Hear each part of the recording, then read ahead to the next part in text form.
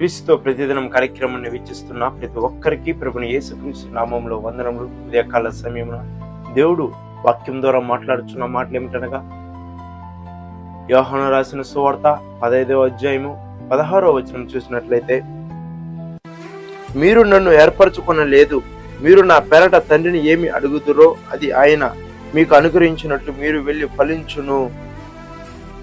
మీరు వెళ్ళి ఫలించున్నాడు. ఈ యొక్క ఉదయకాల సమయంలో దేవుడు మాట్లాడుచున్నాడు. ప్రియ సహోదరి సహోదరుడా, నువ్వు ఏమి కావాలన్నప్పటికీ కూడా నువ్వు ప్రభుని యేసుక్రీస్తు ద్వారానే నువ్వు అడగాలి.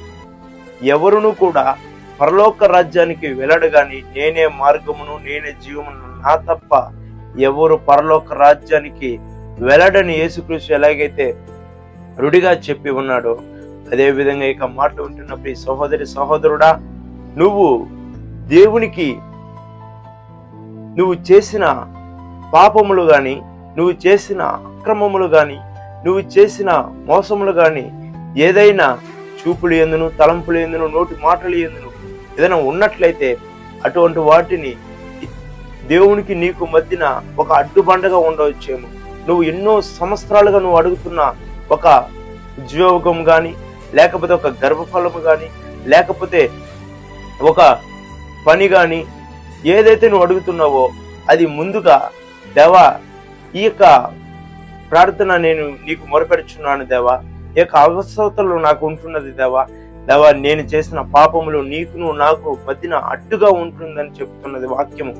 అయితే నేను చేసిన పాపం ఏమన్నట్లయితే తీసివేయని యేసుక్రీస్తు ద్వారా తీసివేయి అని చెప్పినట్లయితే తీసివేసి దేవుడు నువ్వు అడిగిన దానికంటే, ఊహించిన దానికంటే యేసుక్రీస్తు తండ్రికి మధ్యవర్తిగా ఉన్నటువంటి యేసుక్రీస్తు ప్రతి ఒక్క ప్రార్థనకు జవాబు ఇస్తాడని నువ్వు ఎప్పుడైతే వాక్యం ఏమి చెప్తున్నదో దాన్ని వినాలి. నోరు తెరిచిన వెంటనే ఏదైతే కూడా దేవుడు ఇయ్యడు. నువ్వు ఎప్పుడైతే నీకును దేవునికి మధ్యన పాపం ఏదైనా చేస్తున్నట్లయితే ఆ పాపం దేవుని దగ్గర ఒప్పుని విడిచిపెడితే ప్రార్థన చేసి అది దేవుని యొక్క చిత్తమైతే దేవుడు నువ్వు అడిగిన దానికంటే, ఊహించిన దానికంటే మేలైనది నీకు ఇస్తారని ఈ యొక్క ఉదయకాల సమయంలో మాట్లాడుచున్నాడు.